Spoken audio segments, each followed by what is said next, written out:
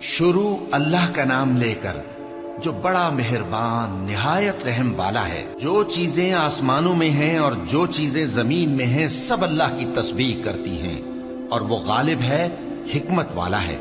وہی تو ہے جس نے کفار اہل کتاب کو پہلی لشکر کشی پر ہی ان کے گھروں سے نکال دیا۔ مسلمانوں، تمہارے خیال میں بھی نہ تھا کہ وہ نکل جائیں گے، اور وہ لوگ یہ سمجھے ہوئے تھے کہ ان کے قلعے ان کو اللہ کے عذاب سے بچا لیں گے، مگر اللہ نے ان کو وہاں سے آ لیا جہاں سے ان کو گمان بھی نہ تھا، اور اس نے ان کے دلوں میں دہشت ڈال دی کہ اپنے گھروں کو خود اپنے ہاتھوں اور مومنوں کے ہاتھوں سے اجاڑنے لگے۔ تو اے بصیرت کی آنکھیں رکھنے والو،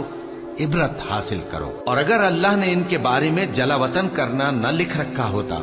تو ان کو دنیا میں بھی عذاب دے دیتا، اور آخرت میں تو ان کے لیے آگ کا عذاب تیار ہے ہی۔ یہ اس لیے کہ انہوں نے اللہ اور اس کے رسول صلی اللہ علیہ وآلہ وسلم کی مخالفت کی،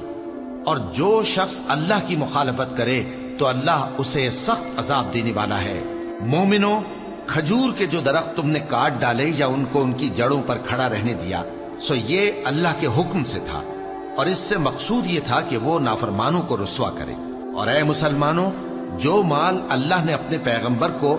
ان لوگوں سے جنگ کے بغیر دلوایا ہے، اس میں تمہارا کچھ حق نہیں، کیونکہ اس کے لیے نہ تم نے گھوڑے دوڑائے نہ اونٹ، لیکن اللہ اپنے پیغمبروں کو جن پر چاہتا ہے غالب کر دیتا ہے،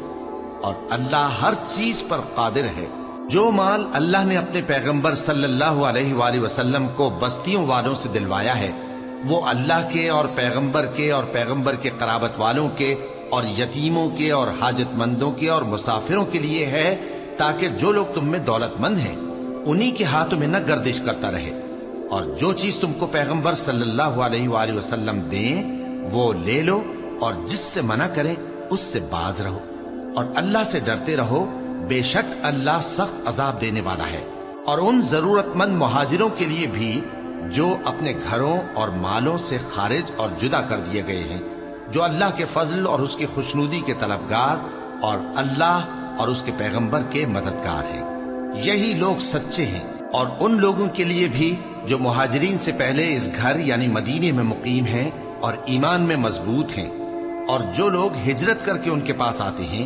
وہ ان سے محبت کرتے ہیں، اور جو کچھ ان کو ملا اس سے اپنے دل میں کچھ خواہش اور خلش نہیں پاتے، اور ان کو اپنی جانوں پر مقدم رکھتے ہیں، خواہ وہ خود بھی فاقے سے ہوں۔